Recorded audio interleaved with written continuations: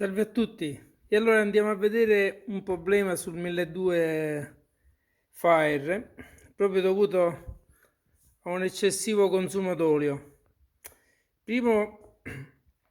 un riciclo dei gas di scarico che vengono un po' riciclate sull'aspirazione, quindi abbiamo un condotto con dei gas di scarico che vengono riaspirati dal motore.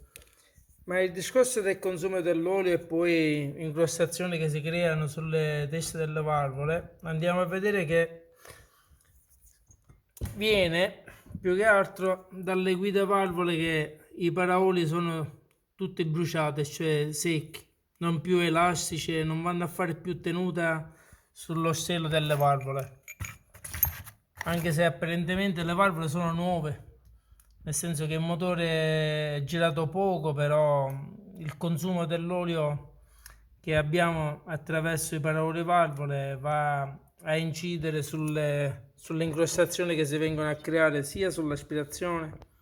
in questo caso vediamo se riusciamo a vedere dentro, e poi in camera di combustione, e il deposito che si crea sia sullo stelo della valvola di scarico ed aspirazione. In questo caso anche lo scarico va a rimanere poi aperto, perché l'incrostazione che si crea sulla sede valvola rimane la valvola aperta, e quindi incide anche ad andare male la macchina e avere perdita di compressione, e nello stesso tempo può subire delle bruciature della valvola. Quindi l'unica cosa da fare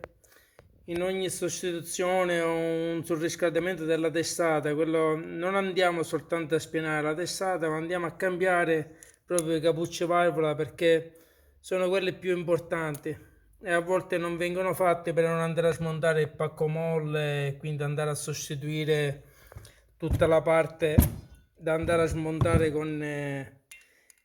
punteria, alberacam, castelletto, quindi andare a fare questa lavorazione, che poi è quello che va a incidere anche, vedete, la parte interna nera della testata, proprio perché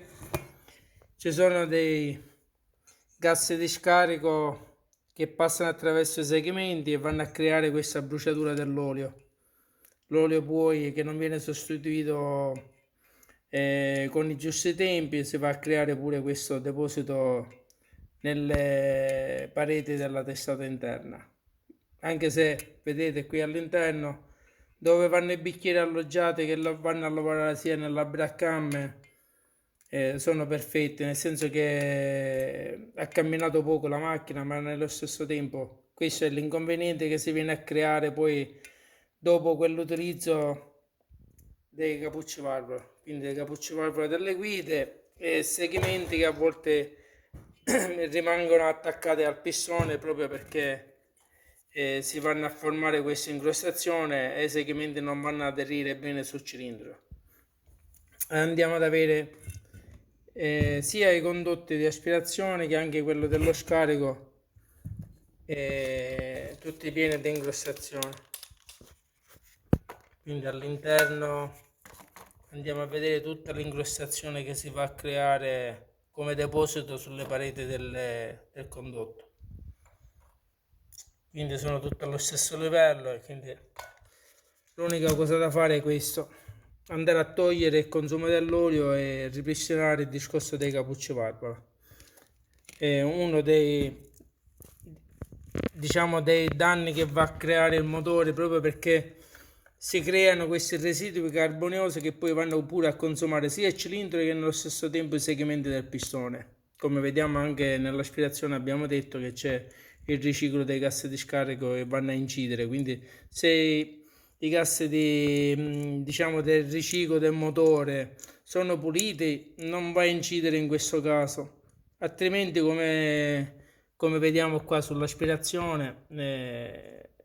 vanno a creare anche sulle pareti questo olio depositato, che poi non fa altro che creare questo danno nel motore. Quindi questo è assolutamente da evitare, sostituendo nei tempi giusti anche i cappucci valvola.